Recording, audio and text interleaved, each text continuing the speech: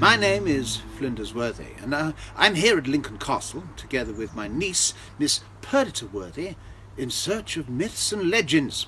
That's old stories and old tales, because I love old stories. Now, the story that I am going to tell you today is a story that has a very particular character in it that you'll find in many myths and legends. A wicked witch. Now, this story happens not far away from Lincoln Castle, some 20 miles down the road towards Sleaford.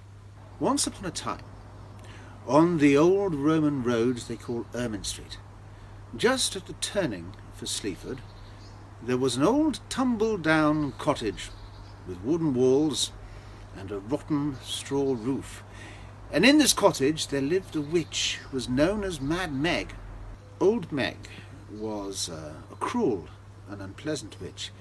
It was said because when she was a young and beautiful woman, her boyfriend had left her to go abroad to fight in the Crusades as a knight, and he had never returned.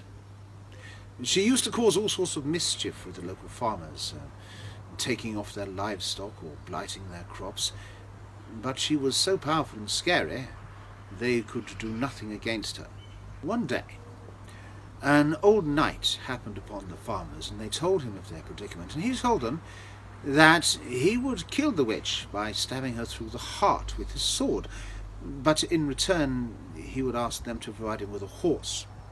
And the farmers directed him to the village pond, where all the horses gathered to drink. The knight made his way to the pond, and then, reaching down, he picked up a stone, which he cast into the middle of the pond, and then he watched carefully to see which horse reacted first. The horse which reacted quickest was an old horse called Blind Byard. "That shall be my horse," said the knight.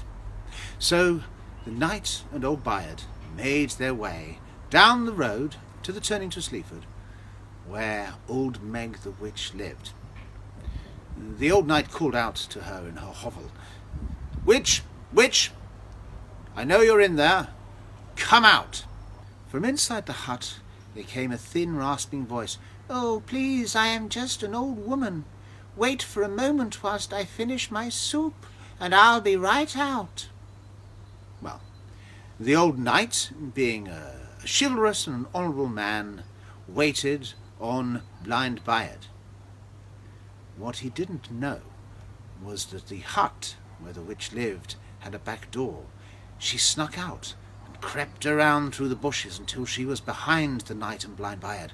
Then she leapt out, and with her claw-like fingernails, which were as sharp as iron nails, she grasped hold of Blind Byard with the intention of knocking the horse to the ground and killing the knight.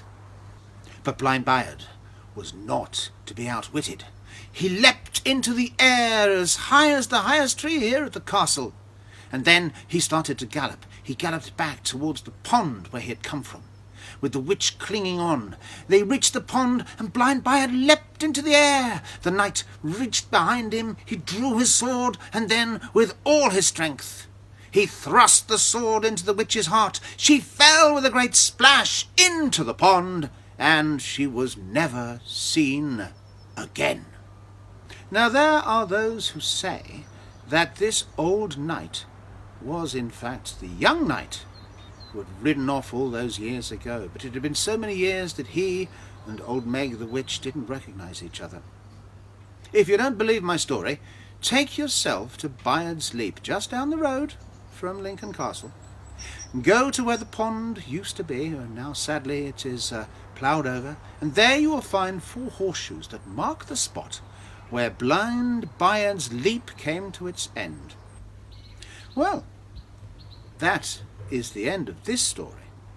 But don't forget to tune in again next Saturday when my niece Perdita Worthy will tell you another myth and legend from Lincoln Castle. In the meantime, ta-ta!